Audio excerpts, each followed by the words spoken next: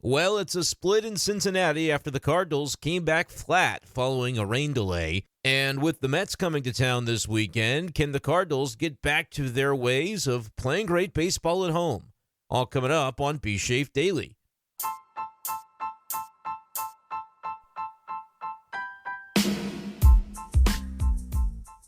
What's going on, everyone, and welcome in to this edition of B-Schaeff Daily. Brenden Schaeffer with you. It is the evening hours of Thursday, May 1st, 2025, as the Cardinals fell on Thursday afternoon to the Cincinnati Reds at the Great American Ballpark, 9-1.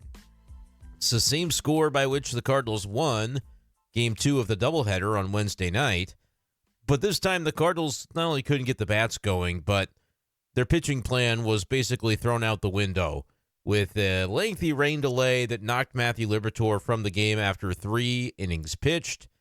And he did give up a 2-run homer before leaving the game.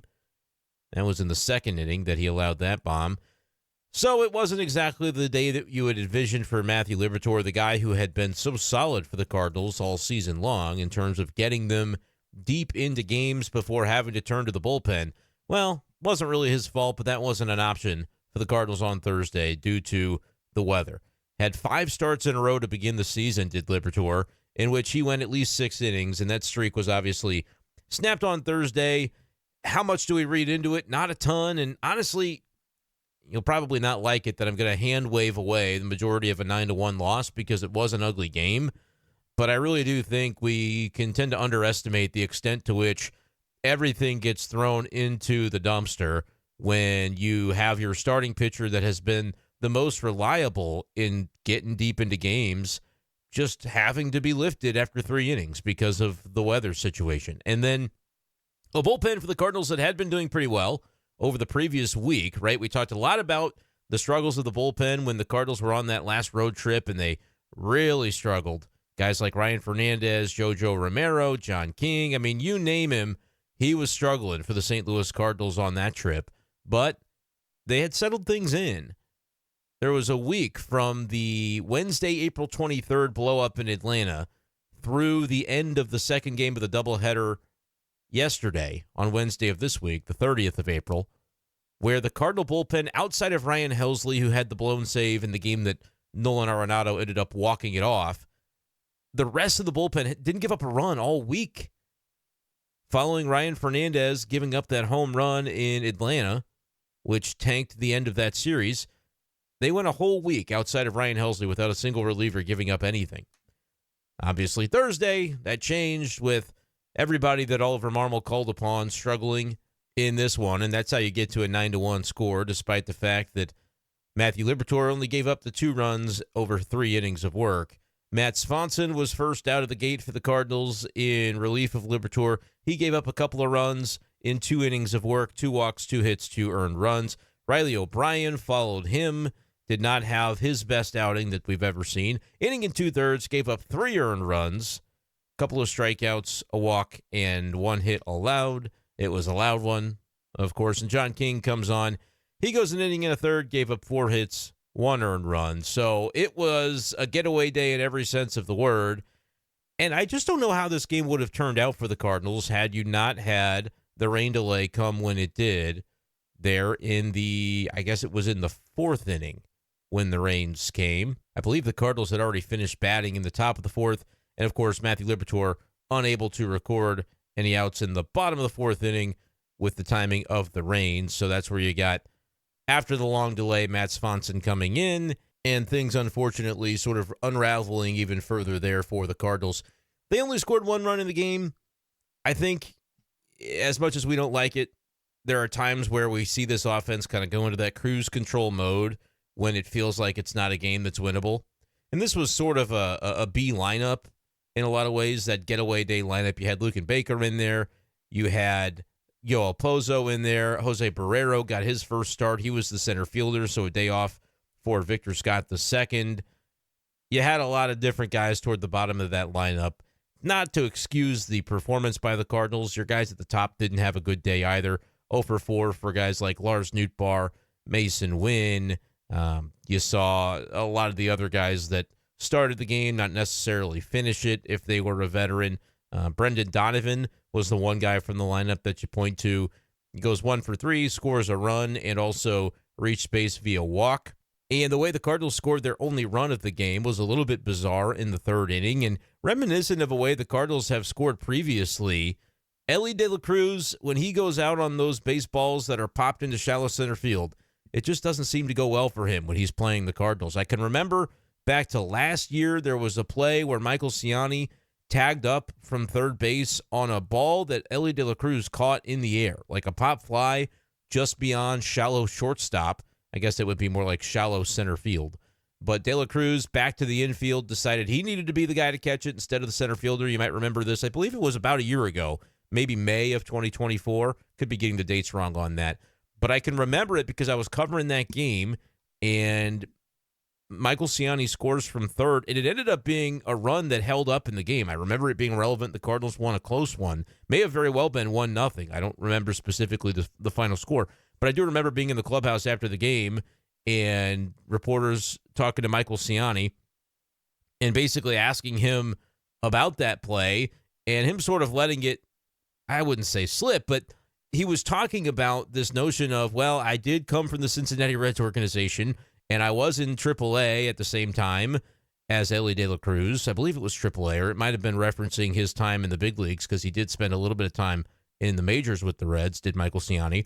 Basically, he'd played center field to Elly De La Cruz's shortstop before and knows his tendency to maybe bite off more than he can chew and try to make the overly athletic play.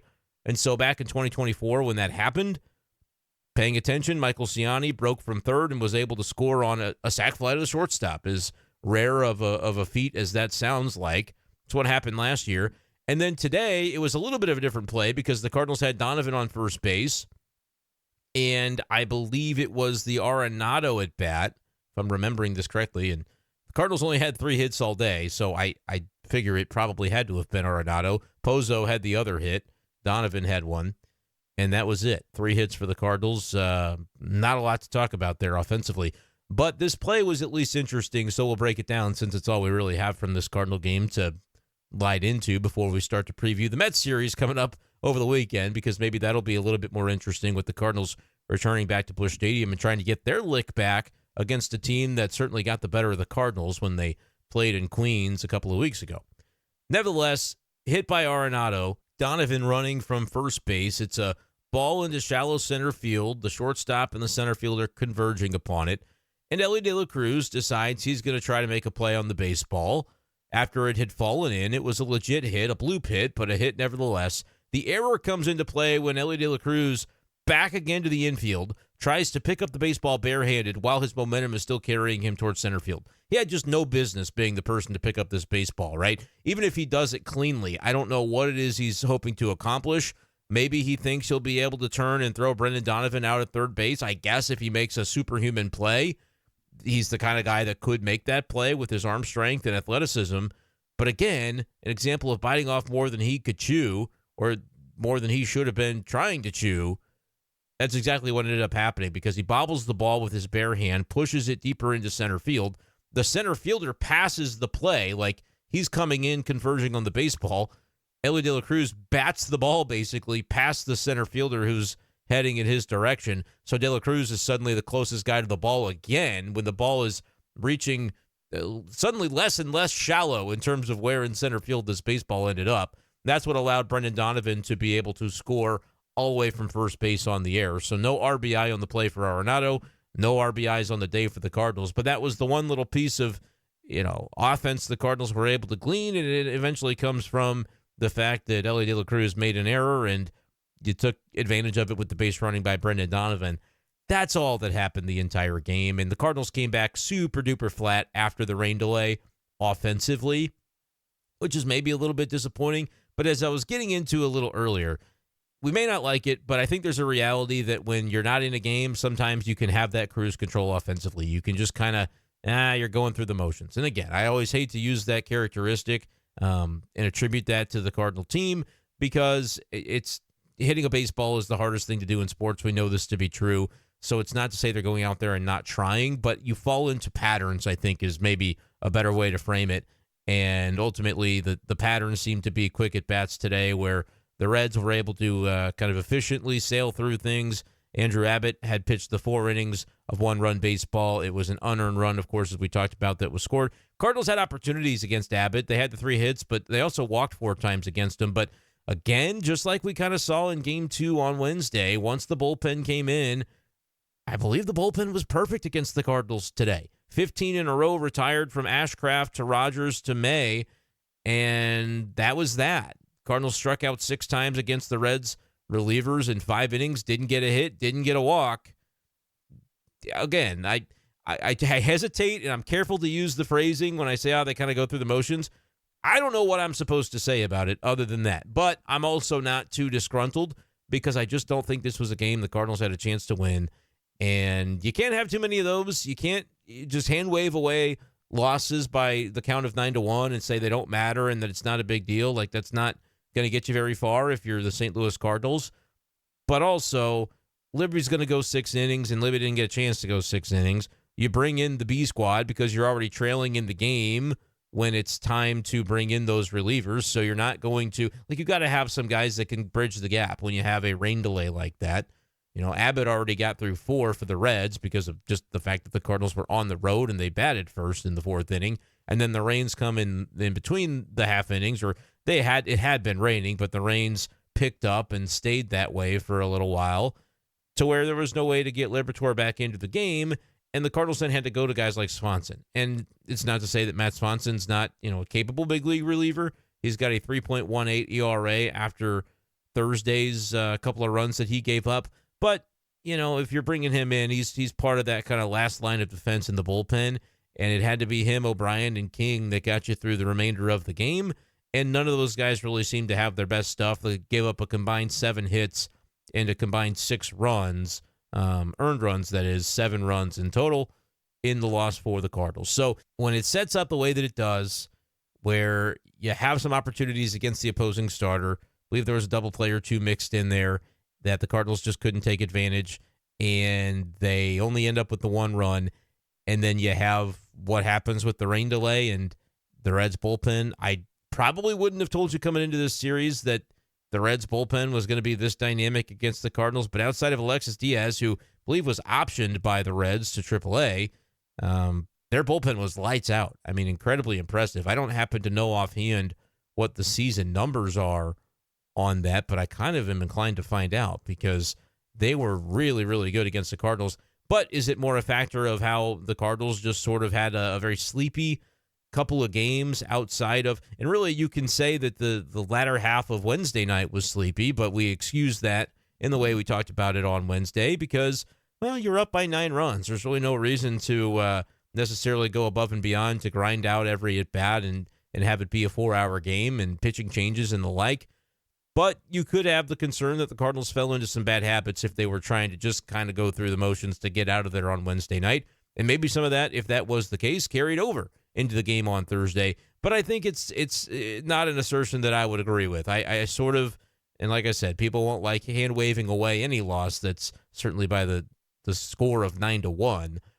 But I thought it was one of those where, yeah, you didn't have your pitcher. You had to go to your lesser pitchers. If this happens an inning or 2 later and it's a 2-1 game in the 5th inning, do the Cardinals and Oliver Marmol get a chance to maybe handle it a little bit differently? Or if the Cardinals, with those 4 walks, if they find a way to do a little bit more there and score one of those, and maybe it's a tie game when the rains come, do you start to go to a different group of pitchers to try to keep the game there? The reality is you've got to have some of those guys in your bullpen who are not part of your A squad get the work and be able to keep the games close. And when Swanson gives up a couple and O'Brien gives up a few, at that point, there's really not a lot for anybody else to do. You'd like to see the Cardinals mount a little bit of a challenge. I mean, get a guy on base would be preferable over the course of the final 5 innings, but didn't happen. Didn't seem like it was close to happening. It was a mail it in kind of getaway day. And I don't even say that in too derogatory of a term because it just feels like that was an inevitability. Not necessarily when the rain came and the delay started. You knew then it was going to be problematic because of how, strong Liberatore has been. It has been a guy that's been able to sustain outings, and it hasn't been the short stuff from him. It's been, you're getting a solid 6 innings. So to know that was out of the question in this one, that made you feel a little bit less optimistic going into the part of the game that happened after the delay. But then when Matt Swanson starts giving up runs, you're like, all right, this is going to be the kind of day that it is. And it seems like the Cardinal offense sort of followed suit with that. Now, whether or not this is something that's going to carry over against the Mets is definitely worthwhile to consider and explore, because the Cardinals need to get back on their feet and play some better baseball on Friday. But I am going to look at Thursday and say it was the sloppiest game of the year, and it's the sloppiest, kind of laziest game of the year. Just sleepy, waltz through it and get back to St. Louis. That's what you're going to see, I think, from the Cardinals. They're going to bounce back from that one. I'm not going to look at that game as being indicative of the team and the type of team that they are. Like I said, I would look at it and say the Cardinals are not going to play a game that just sleepy and listless the rest of the season. And you can kind of understand some of the reasons that it happened. Does it make people feel any better about it? No, it shouldn't. They're 14-18, right? Like, that was an opportunity against a Reds team that is still ahead of you in the standings to, potentially gain some more ground and carve your way even closer to a 500 record. They could have gone into this Mets series at 15-17, just 2 games below, and really breathing down the neck of some of the teams in front of them. And the Mets, by the way, a team that has continued to play some really good baseball since sweeping the Cardinals in Queens a week and a half ago or whatever that was. That was a 4-game sweep where the Cardinals just did not look good. And now the Cardinals are going to get a chance to, like I said earlier, get their lick back as the Mets come to town for 3. The way the Cardinals pitching sets up will be interesting to sort of monitor, because you did have to use a number of relievers in this last couple of days against the Reds because of the doubleheader and the way that the rain delay was timed out for Thursday. But you didn't use some of the main guys. Like, we didn't see Maton, we didn't see Ryan Helsley, and so those guys should be fresh, ready to go for the weekend, and you hope that they're not necessarily too fresh. You don't want them to be rusty and have that become a factor at some point over the weekend. But we'll see. Clay Holmes, Sonny Gray looks to be the pitching matchup for Friday. It's going to be a good one.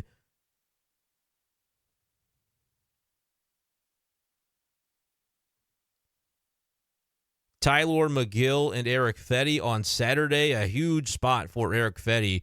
And I don't know if this is something the Cardinals are really looking at, but when you think about the rotation and the fact that it'll go back to a 5-man unit after May the 8th, which is that Thursday off day, I think you'll get probably one more start for Steven Matz before that point. But if and when that should happen and Matz performs well, what if Fetty struggles again on Saturday? Would the Cardinals consider saying, hey, look, equal opportunity at this point. You have no contract. You have no contract. Miles Michaelis has no contract. These 3 guys on 1-year deals, basically, we just got to pitch the guys that are the best for us right now. And if there's a realm in which Steven Matz is looking to definitively be more effective right now than Eric Fetty in the rotation, would the Cardinals make that swap on a dime? Because I don't think, before his last start, this would have even been a conversation, because Fetty had been pretty solid and steady, but didn't look good in the game last Sunday. And now he's going to be facing a Mets lineup that certainly has the ability to get to pitchers. And so does this potentially become something that very quickly we're talking about in a way that we didn't necessarily expect that we would? I don't see any probables listed so far for the Monday through Wednesday series against the Pirates after the Mets leave town. Palante is scheduled to pitch Sunday, but we could get an update on what that all looks like for Oliver Marmol as we expect the 6-man rotation to probably to stay intact one more turn through before that Thursday off day, basically a week from today as I'm recording this, before midnight on Thursday, May the 1st. But we'll see what that ends up looking like and how it ends up impacting things. But some of the primary relievers for the Cardinals, they will be available for sure. If the Cardinals could get themselves to the 7th or 8th inning, I figure you go Leahy, Maton, and Helsley 7, 8, 9 on Friday if the Cardinals are able to have that late lead. So we'll see. But Clay Holmes is one tough customer. We'll see what the Cardinals are able to do against him. And really the main question of the weekend is going to be for me, what do you get from the offense? Because we've seen in fits and starts this Cardinal lineup be capable. They have not hit very many home runs on the season, but we're able to launch a few, I say more than a couple on Wednesday with the back-to-back-to-back that happened in Game 1. The home run by Contreras, very notable from Game 2. From that Wednesday doubleheader sweep, can the Cardinals do some of that at home? I know that Busch Stadium is not conducive as a ballpark where the balls have been necessarily flying out this season, because the Cardinals haven't hit very many home runs at home at all, but their pitching staff also hasn't given up very many homers at Busch Stadium Checking this here to see the look on this. The Cardinals, and that's kind of seems kind of strange. The Cardinals, it says here, have hit 16 homers at home, which is actually just right there in the top half of the league in terms of home runs hit in home games. On the road, the Cardinals have actually not done very much prior to this series against the Reds, but the big barrage from Wednesday got them up to 14 home runs on the road this season, which moves them up to 19th in the league in road home runs. I think they were probably closer to about 25th before that barrage happened. But we know that Busch Stadium, tougher place to hit them. Can the Cardinals find a way to do it while their pitchers find ways to suppress a Mets lineup that certainly is capable of taking guys out of the yard? This is a big series for the Cardinals because if you want to lean on being that home team that has performed the way that they have at Busch Stadium, feel like, especially considering the way things went in Queens, you don't want to let the Mets take advantage of you again. I mean, 1 out of 3 would be one thing, and at least get on the board against them in that world.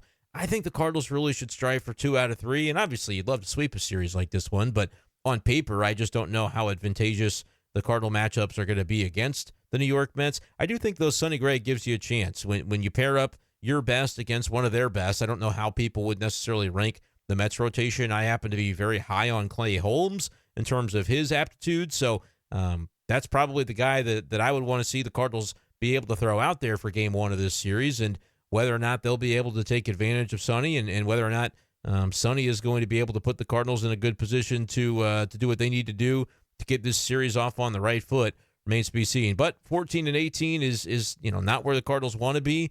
So to be able to try to claw back as close to 500 as you can, maybe by the end of this road trip, by the end of this upcoming homestand, the Mets series happens, and then the Pirates, and I don't think they'll miss Paul Skeens. Skeens pitched on Thursday, so very likely you'll see him in that midweek series coming up at Busch after the weekend against New York. But not missing Skeens, maybe not the end of the world. He got shelled a little bit by the Cubs on Thursday, to the extent that Paul Skeens can get shelled. That's probably not really the word to use, but he gave up 3 runs. They were all earned 3 homers, solo shots, but then also worked around 4 walks in that game too.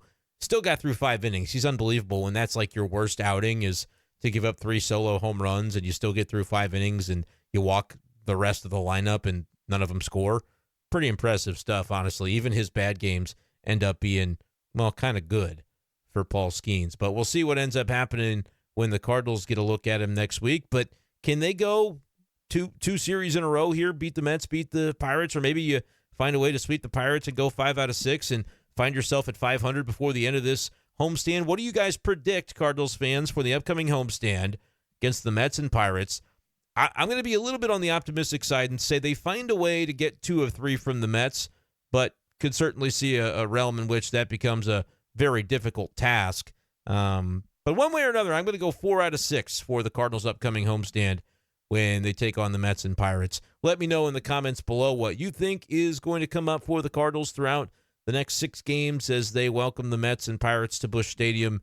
And again, I think it is a pretty important stretch here, as all of them are, really, when you're this far below 500 to begin the season. And the Cardinals end the month of April with a 14-17 record, but they don't get the month of May off to the start that they were probably wanting. With the loss on Thursday in Cincy, we're unable to get a series win there and claim 3 out of 4 against the Reds. That's what's going on at the big league level. Let's take a moment before we get out of here and talk about what's going on in the minor leagues as we go down on the farm. It's time to go down on the farm. Brought to you by Hastings Layers Premium Eggs. You'll be happier than a jackass eating thistle. Huh? Well, I'll get to the big news first, if it is news at all, but we still don't have a great angle on this. This is going to sound like deja vu all over again, because for a while we were talking about J.J. Weatherholt with the Springfield Cardinals and not knowing exactly what was going on with him, being out of the lineup as often as he was. And he was removed from the lineup prematurely today, I believe after the 6th inning, had Mendlinger come in for him and play some second base with Jeremy Rivas shifting from second to short. Weatherholt was 1 for 3 with 2 strikeouts in the game. Did leave the game after his 2nd strikeout. So I didn't see any update on that, but it is something to keep an eye on. And hey, maybe by the time you guys are listening to this podcast, someone somewhere will have the information on that. Throw it into the YouTube comments below. If you haven't seen it commented yet, maybe you can break the story here, at least on our YouTube channel. But hopefully nothing too severe, of course, is what you're always hoping when it comes to J.J. Weatherholt. But, man, it's just been a little bit difficult for him to find a rhythm. Had the flu-like symptoms that kept him out of the lineup for seemed like a week. Now, is it fair to speculate, like, all right, they said it was that because he was kind of coming down with something, but really that might have been a way to cover up something else that was going on, and maybe on a physical level there was something there, and now could that be something that is rearing its ugly head again? We just didn't know about it the first time. I can't discount the possibility. Maybe he's sick again. I have no idea. I'm not going to spend any more time speculating because we don't know, and somebody's going to, and when they find out, you'll be able to get that information. So we'll talk about it and pass it along once we know, but that's what's going on at the Double-A level. The Springfield Cardinals got the 3-2 win over the Naturals on Thursday. Pete Hansen was your starting pitcher for Springfield. 5 2/3, gave up a couple of runs, and has a 2.45 ERA on the season. And a good day at the dish for Nathan Church. The center fielder and leadoff man went 2 for 5, a run scored and 3 RBIs. He had a home run in this one, his first of the season. So good to see that from Church, supplying the power that was able to get the Springfield Cardinals over the hump in a 3-2 win. The Memphis Redbirds did not fare as favorably against the Louisville Bats, falling 13-4. And this was a pretty lopsided game throughout the majority of it, as Louisville put up crooked numbers in the third, fourth, and fifth innings to take a 10-0 lead. But if you stuck around to pay attention to what happened in the latter innings, you were happy to see it, as Ivan Herrera made his Memphis debut this season, I guess I would say, as he started a rehab assignment there with the Redbirds. Was 0 for his first 3 appearances at the plate this game, a couple of strikeouts mixed in there, but saved the best for last with a 3-run home run that was able to get the Memphis Redbirds on the board, as his swing looks like it is well intact. He will play 5 innings of catcher on Friday. That's the plan, and then we'll see from there. I don't think you'll probably see him this weekend for the Cardinals against the New York Mets. I don't think they'll take they'll bring him in that quickly after the length of time that he's been out. It's been a month at least, it feels like. Maybe not quite a month, but close to it. Cardinals season started on March the 27th, and I know that Ivan Herrera has played in 7 games, so not quite a month, but by the time he gets to the big leagues, it may well be a month of total time that he ends up being out of the order.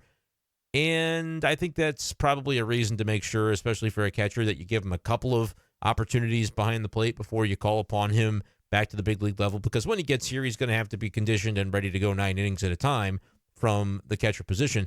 And the minor leagues are, of course, always off on Mondays, and so if they give him the entire weekend in Memphis and then they can bring him in for that Monday beginning of the series in or against Pittsburgh, I suppose that could be a reasonable way to do it. From a pitching standpoint, another tough one for Mizzou mate Ian Bedell. Pitched 4 innings, gave up 6 runs, all of them earned, and allowed 3 homers as the ERA balloons to 8.5 for the season. Nick Anderson gave up a run in relief. Roderick Munoz, another name to know. Of course, he spent a little bit of time with the Cardinals already this season. Just recorded 1 out, gave up a walk and a hit in that one for the Memphis Redbirds as they lost 13-4. So not a lot in the way of offensive eruption in that game, but the one you did get was from Ivan Herrera. That's good to see, as he ends up finding pay dirt there, and he'll be well on his way back to the Cardinals lineup, and it'll be exciting when he gets there. I'm pretty intrigued to see what Ollie Marmol wants to do with his batting order once he adds the guy who had been his best hitter for the first week or so of the season back into the fold, and he's got to get a chance to do that pretty soon. We've seen Mason Wynn come up into the 2 spot in the order. Is that something that by the time Herrera is ready to return will be locked down still by Mason Wynn, or will it be kind of open season on which right-handed bat might fit into that spot? Could see a very compelling argument to move Ivan Herrera into that role, but I also think the Cardinals could be well served if Mason Wynn would end up taking that job and running with it, because of the speed element that he brings at the top of the lineup. I think could be pretty interesting if you continue going with a Newt Barr, Mason Wynn, Brendan Donovan alignment. Arenado Arenado 4th, Contreras 5th. Would they go 3 righties in a row? Maybe, maybe not. But if they did, Herrera could be 6th, 7th Gorman, 8th Walker, 9th Victor Scott. I think that lines up relatively decently. The problem is 3 righties in the middle, and then you go lefty-lefty when you do the 9-1 turnover from Victor to Lars Nootbaar. So maybe that's not what they'll be looking to do. Maybe there's a better way to break it up. But I think either way, you're talking about a group of names 1 through 9 that definitely gets pretty exciting to be able to write those names in. I mean, it's a wonder the difference that an Ivan Herrera could make. And look, we saw a little bit from the Cardinals offense Wednesday to hopefully spark something and find a way to continue that on into St. Louis over the weekend. Granted, Thursday was abysmal, and just wanted to rip it out of the page and throw it away and forget that it ever happened. I know that Cardinals fans may not be able to do that because you guys have passion and you live and die with this team, but that was just one of those where you throw your hands up and say, yeah, it wasn't their day. Let me know if you disagree. Let me know what made you a little bit irked about Thursday's game, if there was anything, because I understand I took more of a casual mindset to the way that this one played out, but I just couldn't find myself getting fired up about this one. It was just one of those games that just seemed like was destined to go against the Redbirds and found a way to do so in the end, unfortunately. So we'll see what happens over the weekend, and we'll be back here to break it all down on B-Schaeff Daily. I will say Friday's episode may be a little bit delayed. You may have to wait until Saturday morning, unless it's short. It's a shame, too, because of the fact that this is a pretty good pitching matchup between Holmes and Sonny Gray. But the reality is I will be at the Blues game, Game 6 at Enterprise Center on Friday night. So will not be. I'll be watching the Cardinals on my laptop. I'll make sure to have MLB TV fired up. But if you don't hear from me late Friday night, that would be the reason why. I do plan to be able to at least give some sort of recap for B-Schaeff Daily at some point, but it could be pretty late into the night on Saturday morning. That, though, is going to do it for this edition of the show. Appreciate you guys always for listening and supporting the podcast. And stay tuned for more Cardinals coverage to come. We'll talk to you next time on B-Schaeff Daily. Peace.